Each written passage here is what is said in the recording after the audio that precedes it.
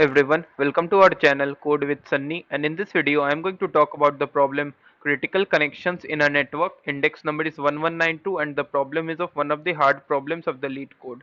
Okay, so before proceeding further, I just want to make it clear that this problem has been asked in many interviews, so we should have an efficient solution of this problem. Okay, so let us first discuss this problem and then we will together find out the best solution of this problem. Okay, so there are n servers numbered from 0 to n minus 1 connected by an undirected server to server connections, okay, forming a network where the connections of I will be basically denoting a pair a comma b, which will represents a connection between the server A and the server B, and any server can reach any other server directly if they're connected directly through a connections of I.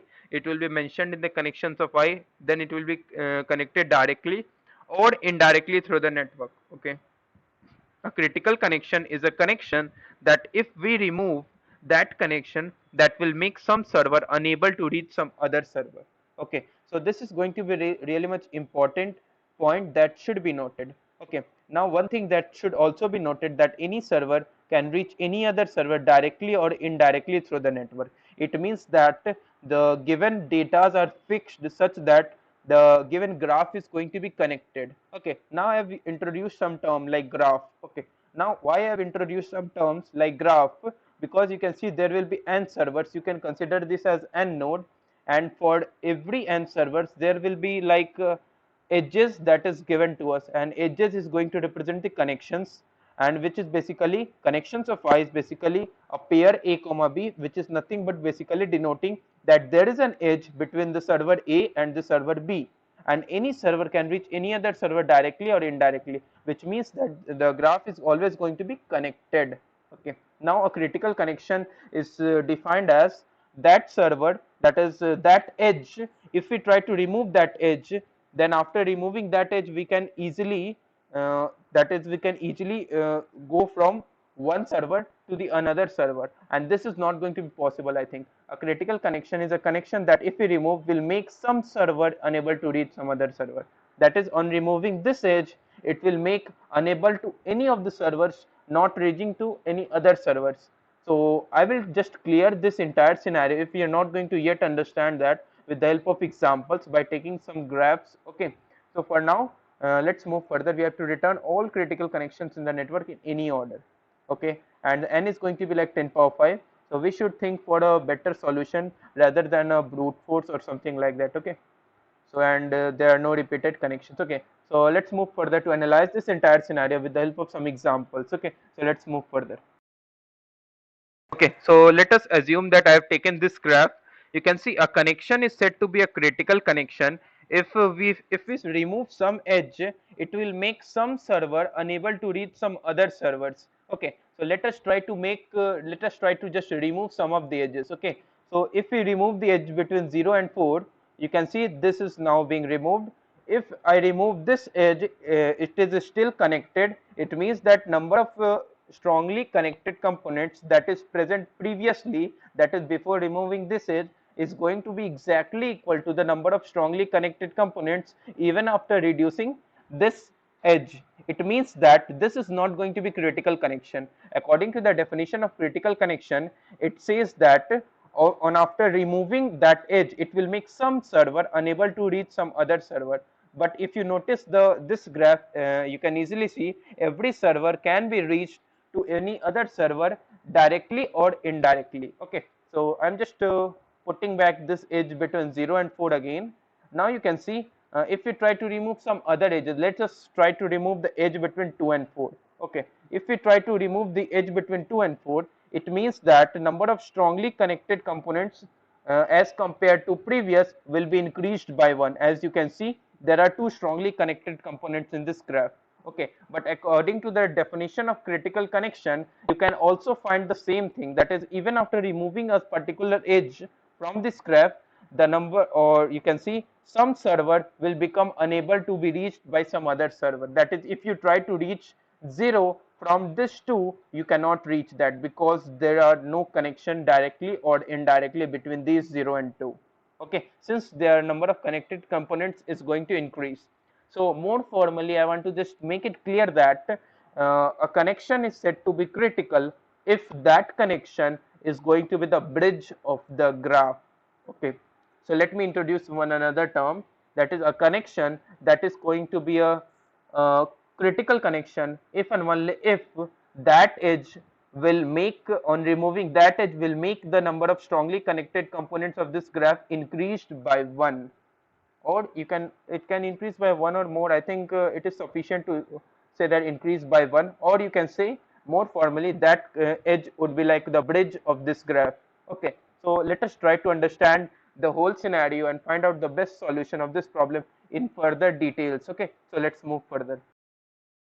Okay, so here you can see I've taken one another example, and let us try to find out what are the bridges possible in this graph. You can see the one of the bridges, this one. If you try to remove the edge between 3 and 4, it will become number of strongly connected components will increase. So this is a bridge, and you can see this is also a bridge, the edge between 3 and 5. Okay, so in spite of doing that, you can have a brute force approach, that is remove that edge and check the remaining graph is going to be connected or not. That is the number of SCC, strongly connected components, is going to be 1 or not. If it is 1, it means that that is not going to be a critical connection. So, and this should not be included in our answer. This should not be included in our answer. Okay, so now if you do a brute force approach, that is always going to give a TLA, because n here you can see is going to be like 10 power 5. Okay, so we should must think a better approach. Can we do in this one pass, that is one traversal? Okay, so this is the graph, so you must think for either a DFS based approach or a breadth first search based approach. Okay, so if you are aware of some finding bridges in a graph, that is find all the bridges in a graph with the help of some algorithms, or doing some depth first search traversal, then you must be some frequent with some algorithms known so far. But now, for now, I am just going to explain how to find all the bridges in a graph with the help of some very beautiful concept. You can say with the help of entry time of all the nodes, entry time of all the nodes in a depth first search traversal. Okay, so let us try to find out what is the entry time of this graph if we try to traverse this graph starting from any of the nodes as we choose. Okay, so let us say I am going to start from this node. Okay, so I am just going to maintain a timer variable which is going to be initialized with 0, or you can see if you can also initialize with 1, it doesn't matter. Okay, so I'm just going to initialize with 1. Okay, now the adjacency list will be like any that is, you can just push the edges in the adjacency list and try to just traverse the graph in a DFS fashion. Okay, so I'm just going to put the entry time over all the nodes, that is it should be 1, here 2, then 3, then let's say it goes over the here also again in the DFS fashion, then it will be 5, and then it will be 6. Okay, also I need to just mention over here that I'm going to just maintain TIN, that is entry time of all the nodes, and it should be represented by a array, or you can say a vector. Okay, now you can see this is the entry time over all the nodes. Okay, now one more vector I am just going to maintain, that is going to be a low. Low is going to basically take the minimum of 3 parameters. Okay, so what are the 3 parameters? Low is going to take the minimum of these all the 3 parameters, and first parameter is going to be like entry time of my current node, that is I'm going to talk about low of I, or in other words I'm going to talk about low of V. Okay, low of V is just the minimum of 3 parameters, entry time of my current V, or low of this corresponding to this low of P, where P is going to be like P is going to be like just for all the nodes that are going to be like back edges with this node. Okay, now I'm just introduced one another term, back edges. Okay, so no need to just worry about what is this another term, back edge. Okay, so for now just understand in simple words, that is for all the nodes, that is if you are at a certain node, let's call it as this node. Okay, so with the help of this graph I'm going to just explain, that is if you are at this node, and you can see I'm just traversing this nodes in this fashion, that is if you are at this node and you can see I'm at this node, I need to traverse to this node, but this node is going to be visited already. Okay, so if this node is going to be visited already, then this node and this edge, the edge between this node is going to be the back edge. Okay, so just you're not going to worry about, just you have to write one statement in during the DFS function, that is when you try to traverse the DFS, that is when you try to traverse the child nodes of every nodes, then at any time just you find out some nodes is already visited, just take the minimum of that node, minimum of the value that is present over that child node, that is low of P. Okay, and one another thing that you need to take about, that is okay, so I'm just going to write off 10 of let's say x for all the entry nodes, that is for all the entry time of those nodes that are going to be descendants of this okay, so I think I am just missing something. I think I should have to write 10 of v. Yes, it is going to be correct. And one thing that I should have to, that is for every package I should mention over that. Yes, that is going to be visited. Yes, I think yes, I should have missed something. That is for all this descendants value. Let's call it as x. Okay, so it is basically something more tricky. That is, if you are at this node, okay, let's call it as I am just traversing for this DFS. What are the descendants of this one? You can see the descendants are nothing but this child node. You need to take care of all these low values, that is low of I for all the child nodes. Okay, so if you're not going to understand this entire thing, what are the minimum that I need to take care of, no need to worry about. I'm just going to explain again the same thing in the coding part also. For now, let us first try to understand why this approach is going to give us the correct answer, and what is the certain condition that should we write to find out the bridge in a given graph. Okay, so let's move further.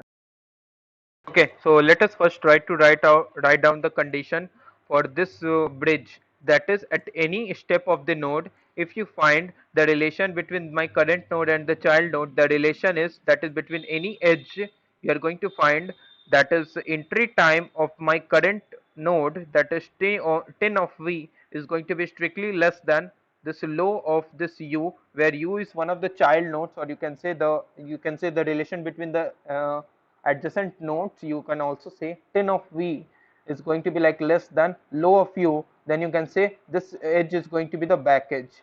Okay, sorry, this is going to be like bridge, sorry, this is going to be like bridge, and this is the condition that you need to check. Okay, so let me just demonstrate how this is going to happen. Okay, so if we start from traversal from this node, I'm going to just mark this as visited, and what is the low of v value, that is low of would be like low of 1 would be like 1, that is initialized with the timer. Okay, so let me first fill up the values of I think entry times. Okay, so let me first do that. Okay, so you can see red is going to just denote the entry times for all. It should be like 1, 2, 3 and 4, then come back to this one and then come back to this one. Okay, so this should be like the entry time for all the nodes. Let me try to fill up the low values. Okay, that is if you are at this node, low value of this would be 1, and again if you are at this node, low value of this would be like 2.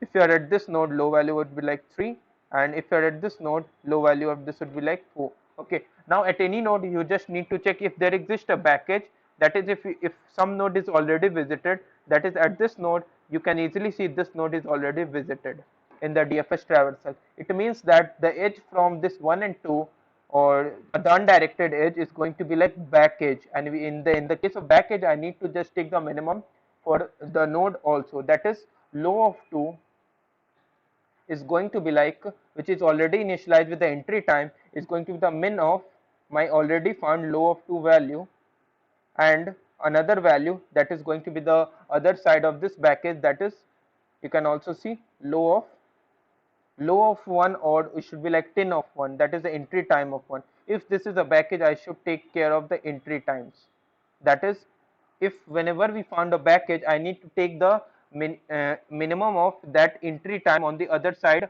of this package. Okay, that is you can see I need to take the entry time minimum with this entry time of this one node. Okay, now let us talk about how we are going to fill the values for node with id 4 and node with id 5. Okay, now if you see after traversal with this one, it will come up to this traversal, that is it will come up this node with value 3. Okay, now if we are at this node, you can see the descendants of this 3 is nothing but this 2. Okay, so I need to take the minimum of also this one, that is low of 3 is going to be like minimum of already found low of value, that is low of 3 also, and again You can see 2 is going to be the descendants, and what is the low value of this 2? You can see low value of this 2 is going to be 1, because I have already taken the minimum of this baggage node present on the other side of this baggage, that is 1 entry time. Okay, so low of 3 will corresponds to min of low of 3 comma 1, which will come out to be 1. Okay, now again if you try to do the DFS traversal, again the leftover traversal, that is you are going come again to this 5. You can see 5, that is node with ID equal to 4. 4 has no descendants, 4 has no baggage. So what is the you can see low value of this node 4? It will be equal to the entry time, that is 5. Okay, and if you try to again come up to this 6, again low value for this one would be 6. Okay, now coming back to this node 6, you can see that is node with ID 6. The what is the low value? Low value is already 2, and if there is a baggage, no, it is there is not a baggage. And if you search for the something more, that is if you search for the descendants, you need to take the low value minimum with that also. As I have already said, low value would be like minimum of 3 parameters. Okay, that is the my entry time of my current node, and the low value for all the packages, the nodes that are present on the other side of the packages, and for all the descendants. You can see 3 is going to be the descendants. What is the minimum low value for this 3? Minimum low value for this 3 is going to be 1, that I've already found, and I need to take the minimum also. If after taking the minimum, you can easily see low value of this 6 is going to be like 1. Okay, now one thing that you need to check for the bridge, that is 10 of v is going to be like less than low of u. Okay, now just check it out if this is going to be valid or not. You can see at this position, what is this 10 of v? Entry time of this 3. You can see the entry time of this 3 is nothing but 3, and what the low of u values, that is low of u values is 5, and low of u values is 6 for the nodes with ID 4 and nodes with ID 6. It means that 3 and 4 will be a bridge, and 3 and 5 will be also a bridge. Okay, and this is going to be like total number of critical connections. There are 2 critical connections in this graph. Okay, so let us move further to understand the everything with the in the coding part also. Okay, so let's move further. Okay, so I think I've already submitted the code. You can see the critical connections in a network, and it is accepted. So let's talk about this code. Okay, so I have made answer.clear, and what is this answer? It is actually the vector 2D vector of size n into 2, which is going to store the answer total number of critical connections. And what are the critical connections? I have defined it globally, because at every step of recursion I did not to just pass the arguments and taking the parameters. Okay, so this is going to store the answers globally. And just I've just cleared this answer if there exists some entries. Okay, so just I've taken the adjacency list and just put the default values for visited tin and this low vector. Okay, and I've just filled out the undirected edges for every connections, and just called the DFS function with the 3 parameters. One is going to denote the start node of this DFS traversal. You can choose any node, and -1 will be like a parent node, and adjacency list being passed. Okay, finally return the answer. Let's talk about this DFS function. Okay, so here I will have a visited vector also, which is going to mark the nodes as visited in the DFS traversal, and here we will have a timer also. Okay, now in this DFS function, mark this as visited true, and 10 of v and low of v will be initialized with the timer. And as I've already said, low of v will be the minimum of 3 values, which is the current entry time for this node, and also the baggage other side entry time for the other side node of the baggage, and also one more thing, that is for low of minimum of low of u values for all the descendants of my current node. Okay, so for every child nodes, you are just going to check adjacent nodes. You are just going to check if it is going to coincide with the parent. Just continue. Otherwise, check if this is going to be a like baggage or not. If it is going to be baggage, just take the minimum with the entry time of the other side nodes of this baggage. Otherwise, call the DFS function for that child node, because it is still not yet visited, and take the minimum, that is I need to take the minimum with all the descendants of my current node, that is the child node, the low of u values, and check for the like baggage. I think I've written somewhere wrong. I should check for the bridge.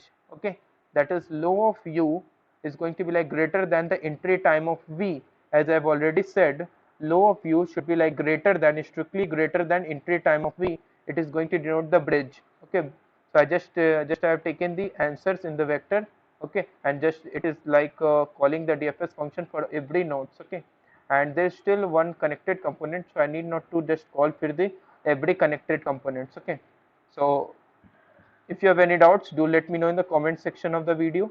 And I think I should submit this code and check it out if this is also a good one.